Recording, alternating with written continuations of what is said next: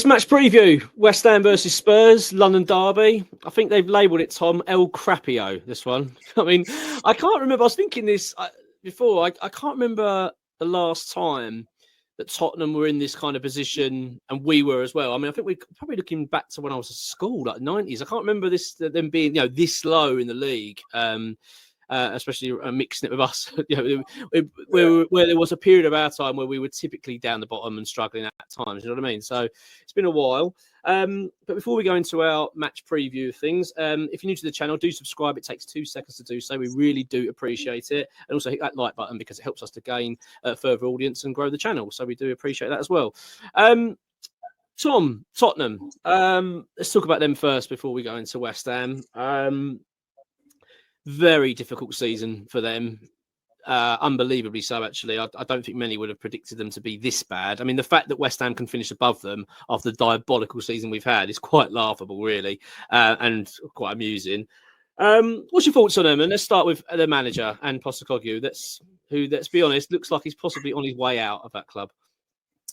Yeah, I mean, I actually got to be honest, I do like him. And when he first came to Tottenham, you don't want to like a Tottenham manager, but I did like him when he first came in. Thought it was a bit of a breath of fresh air. I liked his interviews, bit no nonsense. And I generally like his sort of attacking mantra and the way he wants his team to be front foot. If you're going to the Tottenham Stadium this season, even how bad they've been, they're going to try and win the game. They're going to try and be on the front foot attack. But he's just a bit like Graham Potter, a bit like Lopetegui, just lost too many games. And you feel like he should have learned by now that in the Premier League, when you haven't got your full best 11 out, which, to be fair, Tottenham haven't been able to do this season, you have to adapt. You have to change things. You have to find a different way to win a football match. And he hasn't really done that. He's just sort of gone, 4-2-3-1, on the front foot, fullbacks flying forward, centre midfielders empty in midfield, and they're just, as always in the Premier League, that is one thing for sure, that you will get found out. So as much as I like him, I just feel like he's sort of made a rod for his own back when how attacking he's been, and when he first came in, how he was like, this is who we are, mate, this is who we are, we don't change. And I feel like he made a little bit of a rod for his own back, because now he can't go 4-5-1 and hit on the counter attack. So obviously they've done well in Europe, but I think their run has been much more favourable than ours, for example, when we were in the Europa League. But I would expect Tottenham to change manager at the end of the season, because, as I say, he just lost too many games. Yeah, I agree. He's definitely on his way out of the football club, regardless, I think, of how he gets on in the Europa League. I mean, I think it'd be interesting to see how they deal with it if they do win the Europa League. I don't think they will. I know that they've got a decent advantage now in the semi-final. I think they probably will make the final just about. I don't think the second leg's going to be easy. I think it's going to be tough out there for them. But regardless of that, I do wonder the position he'll be in if he does win it. You know what I mean? Yeah. Because it's a little bit similar to where we were with Moyes. Very similar. Like, we were ready to get rid of him. It felt like it was the right time. Obviously, then West Ham go and win the Conference League, which was fantastic, obviously, and amazing. But also, the club couldn't then sack Moyes. It was very difficult. I get the feeling the club wanted to sort of part ways, but they decided the best way to do it was say, "I'll tell you what, David, you make the decision." I still think, regardless of what happens, I think he's on his way out of that football club. It's strange with him because I like Postecoglou, and I was jealous when they got him. I wanted him to be our manager when he was at Celtic. I thought he was doing very well over there. He plays great football and quite exciting to watch. And I thought he was a breath of fresh air when he came to the Premier League. It was this. He was great with the press. He was very smiley, chatty. Everyone was a mate and all that stuff going on. And I remember looking on, thinking, "Oh, that could have been us," And when we just got Lopetegui, well, no, it wasn't Lopetegui at the time, but we obviously had Lopetegui come in, and you thought, sort of a dour character. Couldn't really understand what he was talking about half the time. Anyway, I'm looking at Postecoglou thinking, great, but it just feels like it's just fallen away as time's gone on. He's become this sort of paranoid chap who's got this like victim complex as well. He seems to be. He's really not a fan of the media. We know the British media can be tough and they will go for you.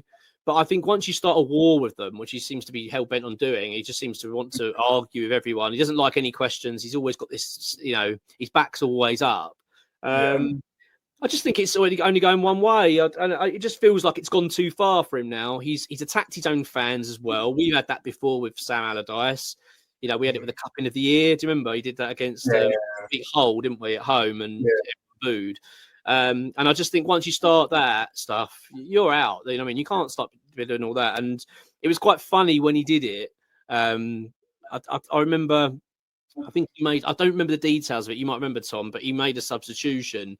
And the Spurs fans started singing. I think they were away, possibly Liverpool. I can't remember. They were somewhere. Anyway, I can't remember the details of it, but they were away, and the fans. Chelsea game. Was it Chelsea game? Chelsea game, yeah. He made the substitution, didn't he? And then they were booing it. They were singing that you don't know what you're doing, and they go and score. And then he started basically clapping the Spurs fans, but it was clearly a nasty, sarcastic clap, and it wasn't what he was doing. And I thought, you really. You shouldn't be doing that. And I think he has got an arrogance about him. But then what was quite funny is the goal got disallowed anyway, and then he had to. No. I was just celebrating with the Spurs. He's on his way out of that football club, and they've been disastrous this season. Tottenham, they've been really poor. I mean, Europe, as you say, they've been they've had a favourable run. Which look, we had it similar sort of in the Conference League, really a relatively comfortable run through it. So I'm not going to sit here and go, get annoyed by that. That's just life. That's how it happens. But I think they've been quite fortunate that the teams they've missed. I don't think they're going to win it personally. I think Manchester United's name's on it now, but that's my just gut feeling. Obviously, as being a West Ham fan, I don't want them to win it. Yeah, I just think it's a sad ending to him, really. I think obviously he will be desperate to lift a trophy to end it, because if he does, he's been their most successful manager in recent history. You know what I mean? Because you think of the names they've had through that door to bring them success, and it hasn't worked, and he's then come in and won a trophy. If he does it, then fair play. And obviously he'll want that as well, to leave on a high, at least so he can go and get another job, possibly in the Premier League or wherever he ends up going. What do you think about their Europa League chances? Do you see their name on it, or are you not convinced? I am definitely not convinced. Like you, I think they could easily go out of the semi-final. They're that team this season, particularly away from home. But I just feel like they could easily go out. I don't think they will, but it like you say, I think it'll be harder than most people think. And then I agree with you. I do think Man United will just find a way to win. I think it'll be a tight final. Both teams will just be desperate to get their hands on the trophy. But I just feel like Man United, the connections, just the feeling, I just feel like they'll scrape it. They'll somehow get through, and United will win it. And again, I am hoping that as well, because Tottenham winning the trophy is never a good thing. And unfortunately, we haven't had to deal with it for a long time. So yeah, I'm hoping that Man United do the job. But yeah, that's how I think it'll go. Yeah, I agree. I think when you look at clubs, when you get to these sort of stages of tournaments, it's almost like the club DNA takes over a little bit. We experienced it when we had Liverpool in the FA Cup. We were the better team throughout that game. We were a good. All right, Liverpool weren't poor, but I thought we were a better side. But they just somehow find a way. They will get a goal. They never give up. They always seem to just get there somehow. And I just get the feeling that Man United have got that still about them. If they get to a final, I think they might just see it through. And I just don't think Tottenham have that. I think Tottenham are the opposite. I think they wobble, and they might not be able to see it all the way through. So I don't think they will. Before we go on to West Ham, I quickly want to touch on the play inside of it. I mean, they've been very poor this season, considering the players they've got. Very similar to West Ham, really. We seem to be very similar clubs at the moment.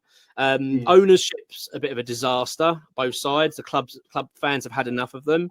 They've had the situation with the concessions that we've had. Okay, ours have overturned it, but only because of monumental pressure.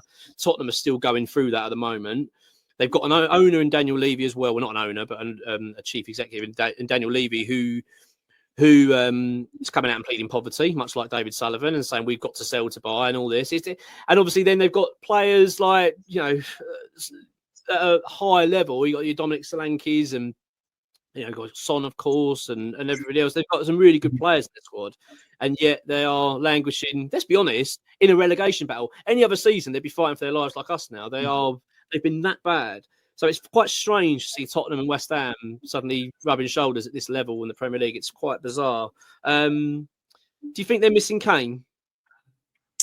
Yeah, I mean, you're always going to miss a a player like Kane's quality, like he just got them out of so many problems with his goals. I mean, scoring 20 goals a season will just, even the worst of teams, it will massively help. You think if West Ham had that this season, we would be much further up the table. So yeah, of course, I think that I can understand that they've tried to go a different way with Solanke, and I just think the injuries have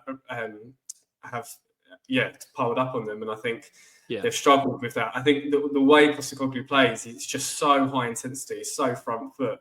You're gonna, the amount of sprints these players are doing, you're gonna have more injuries, which they've had. And their second 11, if you like, are nowhere near as good as their first. Like, there's a massive drop off between their starting players. And I looked at their team like last night, and then their last few games in the league, and you just feel like if they'd have had that all season, would they be in the difficult position they are? But having said that, that going into the summer, Postecoglou's second season, I think. So buy more players, build a better squad, and obviously they've had their issues with Levy, as you say. So they've massively missed Kane. Their first 11, I do think is very good, but I think other than that, they haven't got a lot. And I do think they need a central midfielder as well if you're going to play that game where you always want to be on the ball possession, you need a central midfielder that just keeps it ticking over. And I don't think their central midfielders are bad, but I just don't think they have that key guy in there. So Yeah, absolutely agree. I couldn't agree more, mate. I think it's there's a lot of work to be done at that club, and I get the feeling as well it's not going to be a quick fix for Tottenham. I don't see that. It feels like they're in decline, even regardless if they win the trophy. Do you know what I mean? Even if they win the trophy, West Ham are a prime example of that. Winning a trophy don't mean you're suddenly onto the club's now on a trajectory. Like we've gone massively downhill since winning that trophy. Let's be honest, we've been in decline ever since that day. Let's be honest, we're feeling the pinch now of losing Declan Rice. Losing a world-class player has its effect, and I just think Tottenham are feeling that. I think they've lost their world-class player, their captain, their leader, the ones you said got them out of jail so many times, and now that he's not there anymore, I think we're seeing the repercussions of that, and they're nowhere near the level they thought they were, and they look like a damaged squad, and they look like a damaged club now that needs a lot of work. And now they're going to no doubt go through getting a new manager in, which we just know it's not. That isn't the solution all the time, and it usually isn't very quick either. It's very unlikely you're just going to get a manager and it goes, oh, next season we're going to be flying. It's very unlikely. It's going to take a lot of time. So much like West Ham, there feels a lot of similarities at the moment where fans probably need a bit of patience, and but you're relying on an ownership that you don't trust. It's not a good combination. Right, on to West Ham, mate. Let's talk team news at the moment. So we've got no Antonio in Somerville. Somerville, of course, went under had his operation this week, which is going to rule him out for pre-season and possibly the start of next season, which is a massive blow. Mikel Antonio, I don't think he's going to play this season. It's unlikely. I mean, he might come on for the final game for 5 minutes or something. But I don't know. I'm not sure what's going on with him at the moment. So that's where we are. We need to talk about Graham Potter, I think, going into this one, mate, because this is a big game. The last time out was against Brighton. Obviously, threw away a lead in the last few minutes again. Potter was really angry, really upset. I haven't really spoke to you about it, Tom. What was your take on Potter? How did you feel seeing him in that kind of mindset and how he was reacting to the defeat? I really liked it, much like you. I actually felt, the two most bits of passion we've seen this season are in interviews with Fulkrug and Potter. And it's a shame we haven't seen that on the pitch, really. And a shame he hasn't been able to instill that sort of discipline and anger into his team, and that we see that on the pitch. Because, I think it showed he's human. I think he comes across as very media trained, doesn't he? And he said all the right things up to now. And that only lasts so long, much like Postecoglou. He started off like that, and then, like you said, now you see him a bit of a broken man. So I liked it. I think it shows passion. I think it shows that he's not a robot, and he wants to do well. He wants to win, and losing a game means something to him, because when you lose the amount of games that you do week in, week out, and you just come off of another one. Sometimes fans feel, the fans feel it ruins your weekend. You think, oh God. But then you see the manager sort of going into an interview saying, yeah, there are lots of positives. And you think, you don't really feel what I feel after that game. So we did get that from him. And I actually liked that.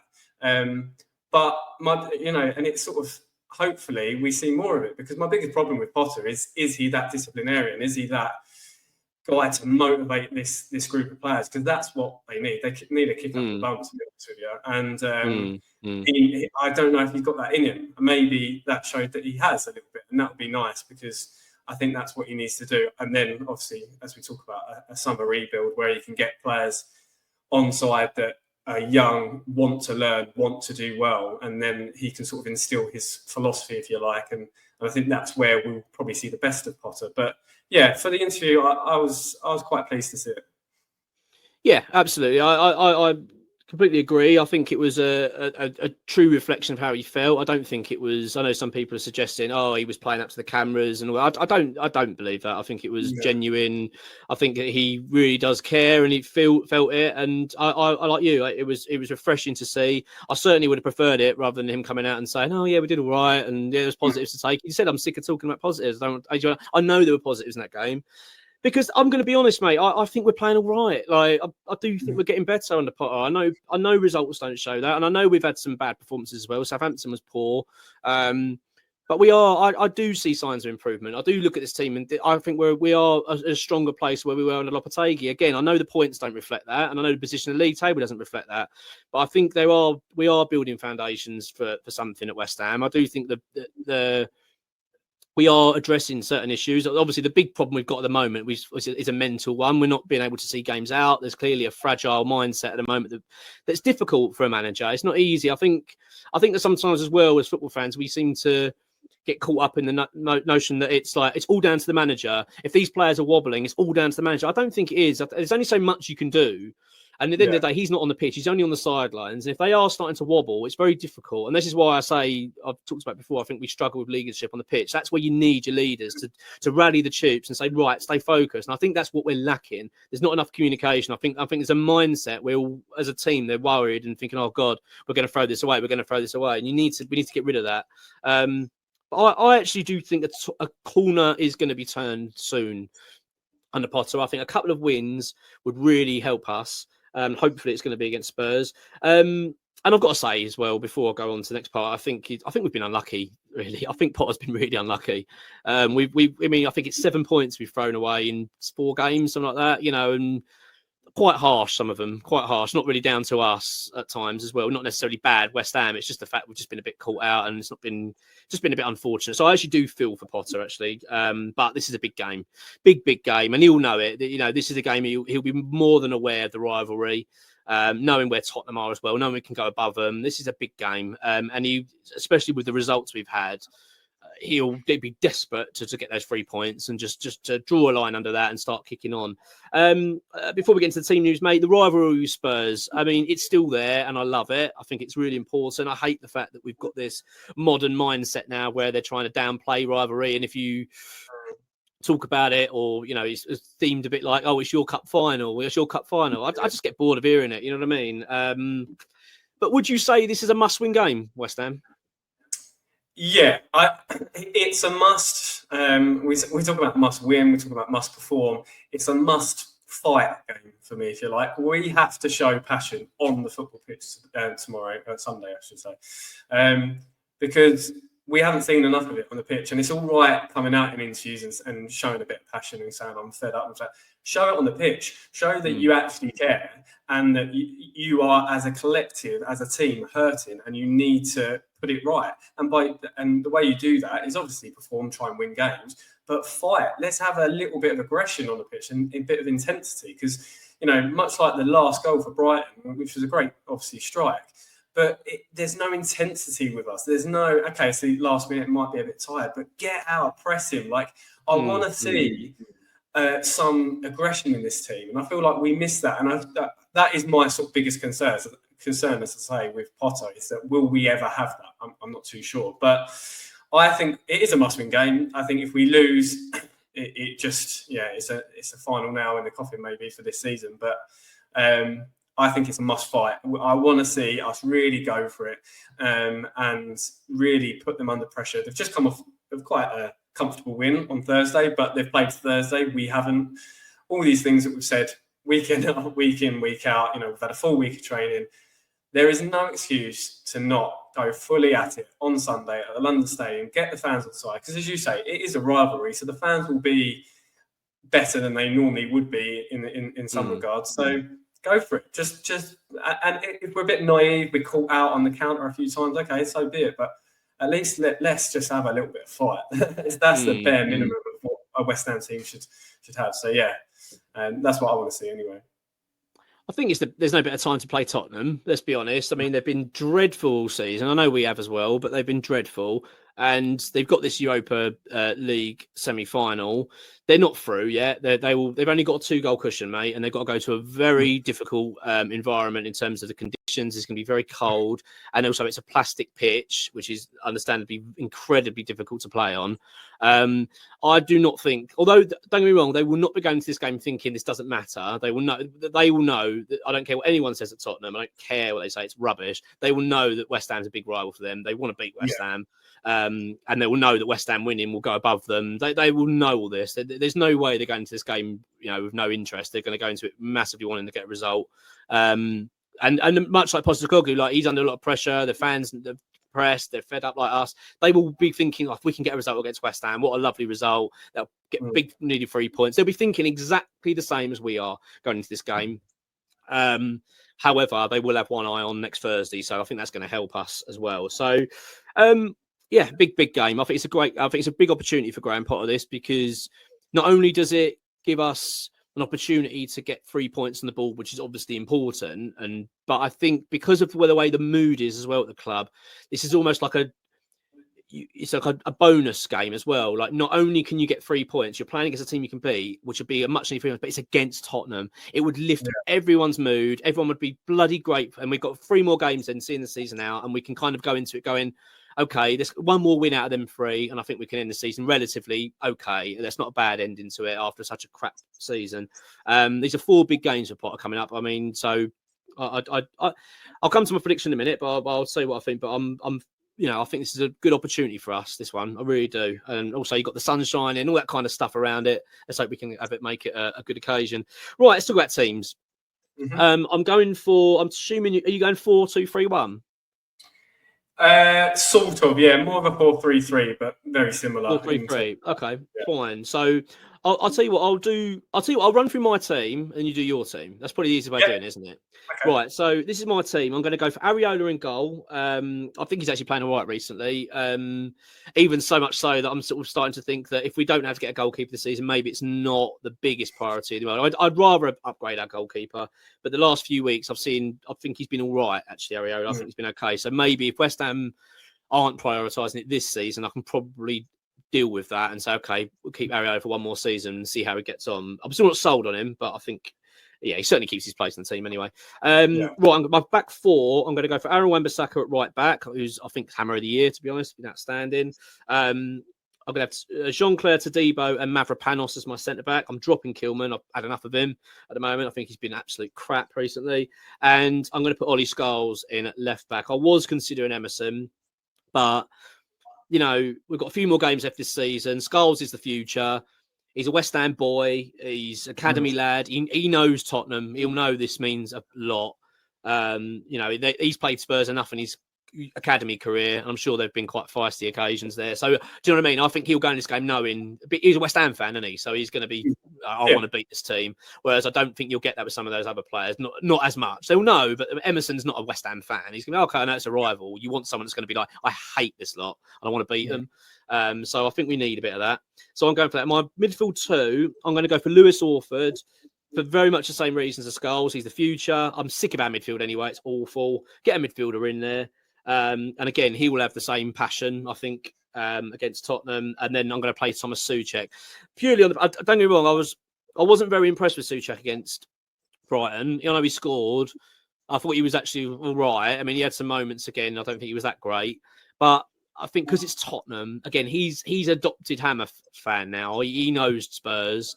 And I don't know, these sort of games suit him. I think big games, he tends to score goals in these games. You know what I mean? Need, and let's be honest, he is a goal threat, and I think we need it. So I'm going to go for Orford and Souček as my middle pairing. I'm then going to have my 3 as Bowen out on the right, Lucas Paqueta playing as the number 10, and Mohamed Kudus out on the left. I'm hoping now Kudus is going to be feeling better after getting his goal, and hopefully that'll just give him that bit of spurt, end this season well. Again, you know, these are big games, and he tends to step up for big games, Kudus, and I think he'll fancy this one. So, especially off the back of getting that goal, I just think he might be right up for it.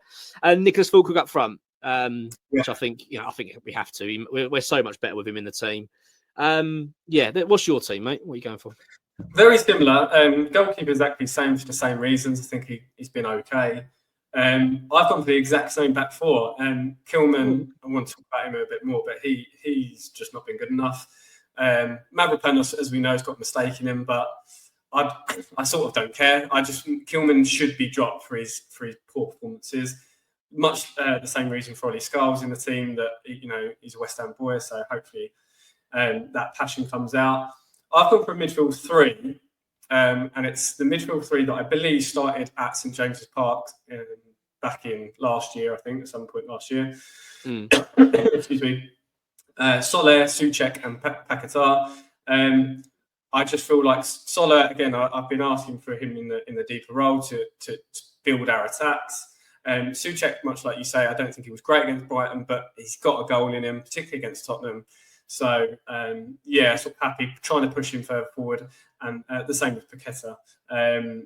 Just hopefully there's a little bit of fight in that midfield. But it is a midfield that has performed well as a three before, like say against Newcastle away. So I'm sort of clinging on to that. Much like you, midfield is just the hardest to pick players because they've all been awful, to be honest. I don't think any of them have lit the side up this season. So that's what I've gone for as a midfield three to hopefully cope with Maddison as well in the 10.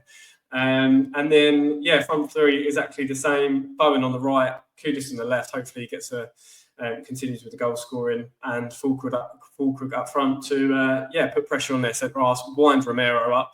If I was playing against Romero, I would be clipping his ankles every time the ref was looking the other way. I would do everything I can to really get on him. He's a red card waiting to happen. I hope Fulkrug clings onto him rather than Van de Ven if he starts, because I think Van de Ven is a very good centre half. And I feel like that front three has got the capacity to cause Tottenham problems. And I just, like I say, hope that we are front foot in the game, put some harsh tackles in, aggressive as much as we can. And let's try and get something from the game. So that's the team I've gone for.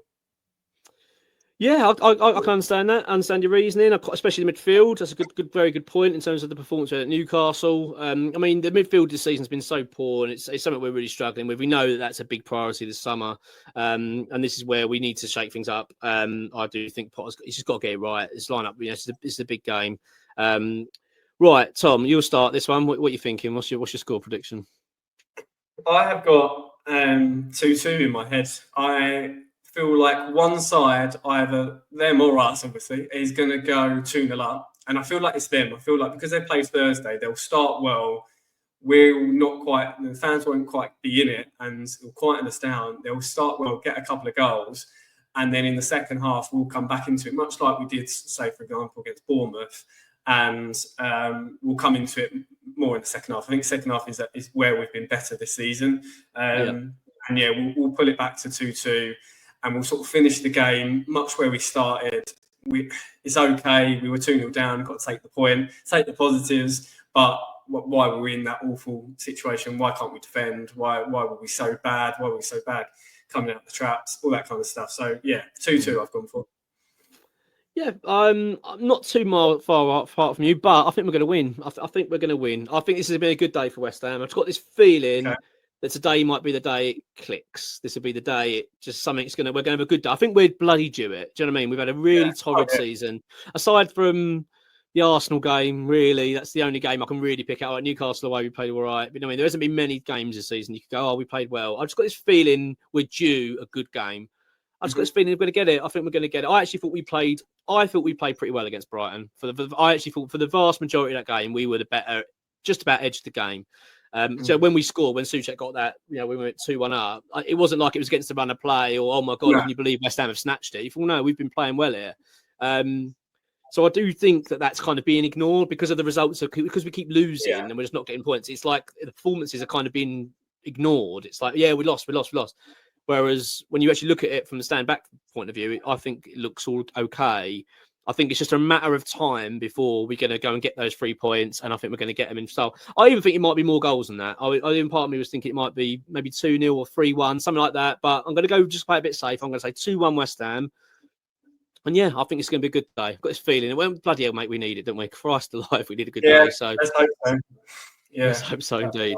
Right, thanks for watching, everyone. We've got videos coming up. Also, we'll do our reviews of this and bits and pieces. Tom, you're doing your own shows now, which is up and running, which is all good. And you have some topics that will come up through the week. So Tom does the lunchtime sort of slots, and then I'll sort of take on the evening bits. But yeah, mate, big game, and let's hope we can go and get a result. Until then, and we'll do our reviews after that. Come on, your ones.